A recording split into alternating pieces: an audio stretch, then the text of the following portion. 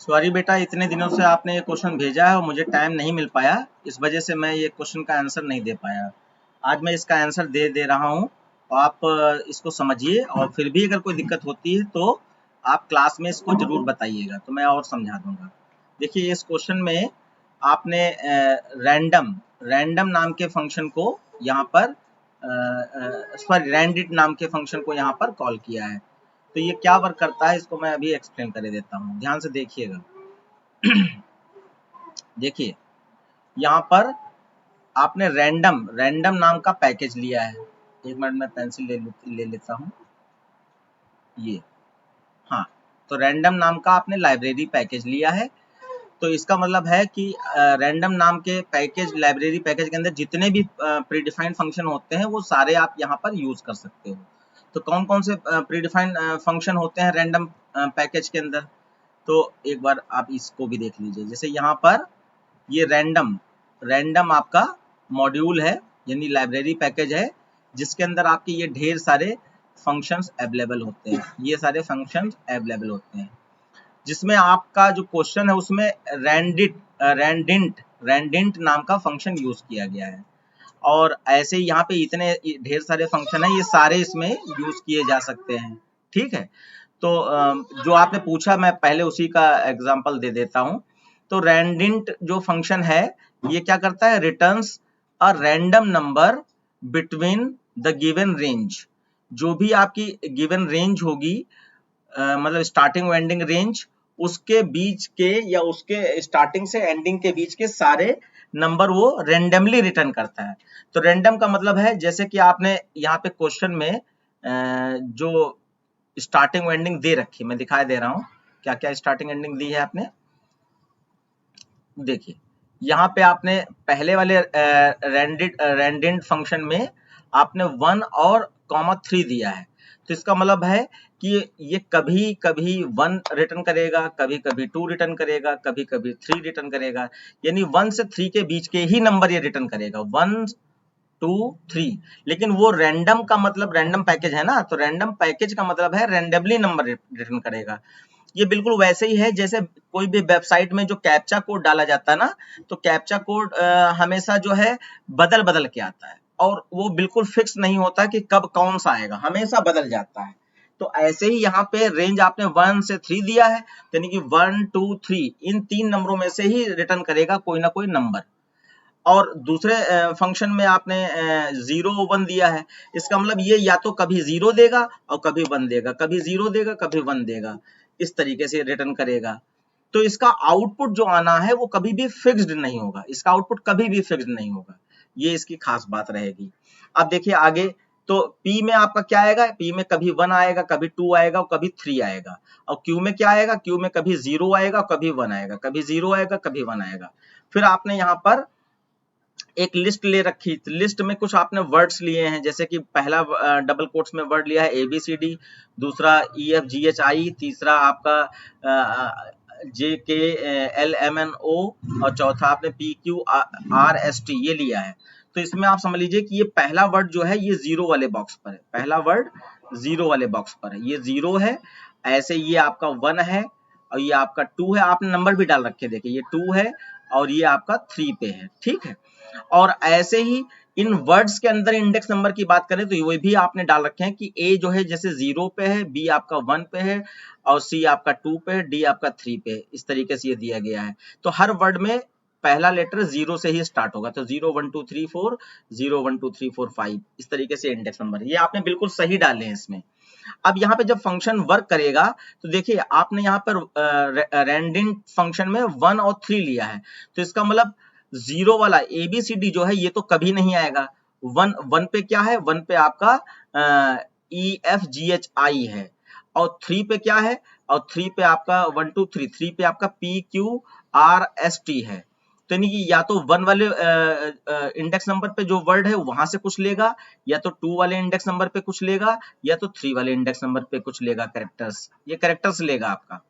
अब देखिए यहाँ पे आपने फॉर j इक्वल टू लिखा हो या i इक्वल टू लिखा हो और रेंज फंक्शन यूज किया है इन ऑपरेटर के द्वारा।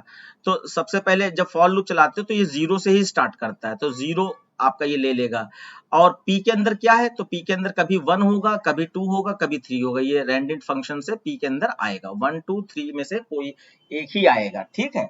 अब इसमें 0 नहीं आ सकता, यानी ABCD कभी नहीं आ सकता, ABCD वाला वर्ड नहीं लेगा। तो जो भी इसमें आ गया आया होगा पी के अंदर, तो पहले आपका मान लीजिए 1 है, सॉरी आई के अंदर आपका 0 है, और सपोज दैट पी के अंदर भी इसने 1 ले लिया, तो इसका मतलब 1 से 1 तक चल पाएगा ये। तो 1 से 1 तक जब चल पाएगा तो इसमें क्या प्रिंट करेंगे, तो यहाँ पे आप देखिए ये 2D एरे यूज किया गया है। तो पहला वाला जो स्क्वायर ब्रैकेट है ये रो को रिप्रेजेंट करता है, और दूसरा वाला स्क्वायर ब्रैकेट ये कॉलम को रिप्रेजेंट करता है। तो रो का मतलब यहाँ पे हुआ, पहली रो ABCD है, दूसरी रो EFGHI है, तीसरी रो IJKLMNO है, और चौथी रो आपका PQRST है, ठीक है। तो यानी कि कौन सा वर्ड उठाए ये आपका P डिसाइड करेगा, और उस वर्ड में कौन से लेटर्स ले ये आपका Q डिसाइड करेगा, ठीक है। फिर से एक बार, P डिसाइड करेगा कि कौन से वर्ड लेना है, और Q डिसाइड करेगा उस वर्ड में कौन सा लेटर लेना है। तो अगर आप यहाँ पे एक एग्जांपल लेके चलते हैं, जैसे कि मैंने अभी यहाँ पे आपका सपोज दैट 2 ले लिया, 1 से 3 के बीच में मान लीजिए 2 रिटर्न करता है ये, तो P के पास आपका क्या है, P के पास आपका 2 है, 2।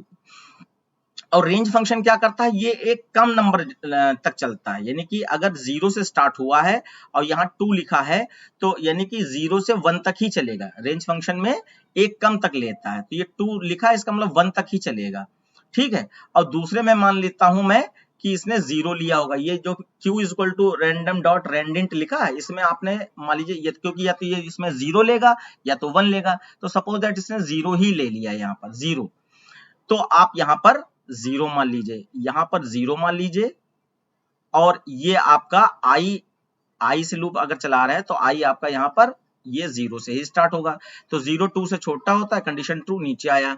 अब P के अंदर क्या है, P के अंदर आपने 2 ले रखा है, तो यहाँ पे बच्चे आपका 2 आ जाएगा, ये 2 आ जाएगा। तो अब यहाँ पे इंडेक्स नंबर जानते हैं क्या बना, इंडेक्स नंबर बना 0 और 2, सॉरी 2 और 0 बना। तो 2 का मतलब कौन सा वर्ड हुआ, 0 1 2, यानी कि JKLMNO वर्ड यहाँ पर सबसे पहले आएगा, और JKLMNO के अंदर कौन सा लेटर आए ये Q डिसाइड कर रहा है, तो Q के अंदर आपने 0 लिया है, तो 2 वाले वर्ड में 0 इंडेक्स नंबर पे जो लेटर हो, तो 0 पे क्या है, J है, तो 0 वाला इंडेक्स नंबर पे जो लेटर होगा वो ले लेगा, यानी कि J यहाँ आ जाएगा। अब क्योंकि ये 0 से लेस देन 2 चलेगा, तो 0 चलेगा, 1 चलेगा, बस इतना ही चलेगा, और 2 पे तो कंडीशन फॉल्स ही हो जाएगी। तो 0 1 यानी 2 बार चला, तो 2 बार ये कौन सा लेटर प्रिंट करेगा, 2 बार ये लेटर प्रिंट करेगा J वाला लेटर यहाँ पर 2 बार प्रिंट करेगा।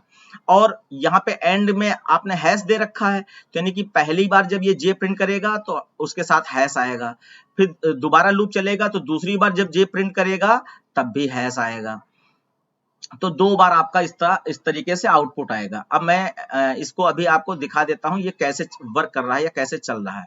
तो जैसे आपका ये प्रोग्राम मैंने यहाँ पर लिख रखा है, ये वाला प्रोग्राम मैंने आपका यहाँ पर लिख रखा है, अगर मैं इसको रन कराता हूं तो खैर यहाँ पे तो अलग ही आउटपुट आएगा, क्योंकि जो है जो भी आप इनपुट को मतलब चलते समय, जैसे यहाँ पे सिर्फ इसने एफ हैश लिया है, एफ हैश, तो एफ हैश का मतलब जानते हैं क्या क्या लिया होगा, एक उम्मीद करके देखते हैं एफ हैश में इसने क्या लिया होगा।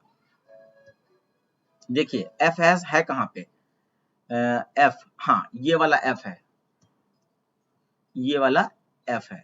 तो ये देखो किस इंडेक्स नंबर पे है, ये आपका 1 इंडेक्स नंबर पे है, और यहाँ पे क्या है, ये भी आपका एफ भी आपका 1 पे है। तो इसका मतलब इसने यहां से भी ये आपका यहां से तो इसने 2 लिया होगा, यहां से इसने 2 लिया होगा, क्योंकि लूप एक कम चलता है ना, नहीं आप 1 ही मान लीजिए, यहां से इसने आपका ये 1 लिया होगा, P के अंदर आपका 1 आया होगा, ये P के अंदर 1 आया होगा, मैं लिख नहीं पा रहा हूँ एक्चुअली, कीबोर्ड नहीं लगाया मैंने। और इसके अंदर आपने रेंडेड फंक्शन में इसके अंदर भी आपका 1 ही आया होगा, Q के अंदर भी 1 आया होगा।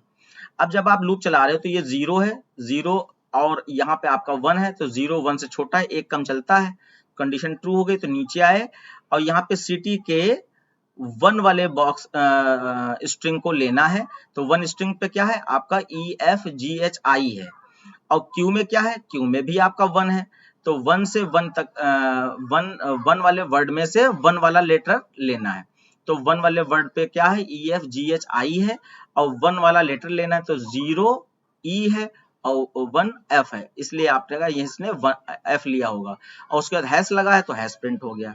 तो इस तरीके से आपका ये आउटपुट आया है, ये आउटपुट जो है इस तरीके से आया है, F हैश। आप यहाँ देखिए, मैंने कई बार इसको रन करा के देखा है, तो हमेशा ये अलग अलग आउटपुट लेगा, क्योंकि रैंडम फंक्शन में रैंडेड फंक्शन में अलग अलग वो नंबर देगा। P के अंदर 1 से 3 के बीच का कोई नंबर देगा, और Q के अंदर 0 और 1 में से कोई नंबर देगा। तो उसी हिसाब से ये आउटपुट बार बार बदल रहे हैं, कभी भी आउटपुट ये फिक्स नहीं आएंगे। तो अब यहाँ पे एक और चीज देख लीजिए, इसका मतलब आउटपुट क्या क्या आ सकता है। तो सबसे पहला तो है कि ये 0 वाला जो वर्ड है इसका आउटपुट तो कभी नहीं आएगा, क्योंकि 0 आपका यहाँ पे P में लिए ही नहीं गया है। तो यानी आउटपुट हमेशा ये 1 वाला जो वर्ड है, 2 वाले पर जो वर्ड है और 3 वाले जो वर्ड है वही आउटपुट आएगा। अब इन तीनों वर्ड्स में कौन कौन से लेटर लेगा, तो लेटर बता रहा है आपका Q बताएगा। तो Q 0 1 ले रहा है, तो इसका मतलब अगर 1 वाला वर्ड लिया तो 0 1 में से कौन कौन सा लेटर है, EF है, यानी EF में से ही कोई लेटर लेगा। ऐसे ही अगर आपका JKLMN वाला वर्ड लेता है तो इसमें भी 2 ही लेटर में से कोई एक लेटर लेगा। ऐसे ही आपका PQRST अगर वर्ड लेता है तो इसमें भी 2 ही लेटर लेगा। तो अगर आप ध्यान दें तो EF आउटपुट आ सकता है, EF में से कोई आउटपुट आ सकता है, JK में से कोई आउटपुट आ सकता है, और PQ में से कोई आउटपुट आ सकता है। तो अब मैं आपको यहाँ पे आउटपुट दिखा दे रहा हूँ, यानी कि आगे के जितने लेटर हैं वो उनमें से कोई आउटपुट नहीं आएगा। तो मैंने ये रन कराया है, स्टार्टिंग से देखिए। तो यहाँ पे देखिए PP 3 बार आ गया है, यहाँ पे भी PP 3 बार आ गया है, यहाँ पे JJ 2 बार आया है, यहाँ पे KK 2 बार आया है, यहाँ पे FF 1 बार आया है, यहाँ पे Q 3 बार आया है, यहाँ पे K 2 बार आया है, यहाँ पे J 2 बार आया है। तो ये जो लेटर हैं, ये लेटर बस इसी के अंदर, यानी कि ये स्टार्टिंग के 2 लेटर में से ही लिए गए। जैसे EF में से कोई हो सकता है, JK में से कोई हो सकता है, और PQ में से कोई हो सकता है। इन्हीं में से ही लेटर लेगा, क्योंकि Q के पास आपका 0 लेटर हो सकता है या 1 लेटर हो सकता है। तो इस तरीके से आपके ये आउटपुट आए हैं, और आउटपुट हमेशा बदलते रहेंगे। तो आई होप आपको समझ में आ गया होगा, और बाकी जो है अगर आप फिर से पूछना चाहेंगे तो मैं फिर से इसको एक्सप्लेन कर दूंगा, मतलब क्लास के अंदर आप पूछ सकती हैं। ठीक है बेटा।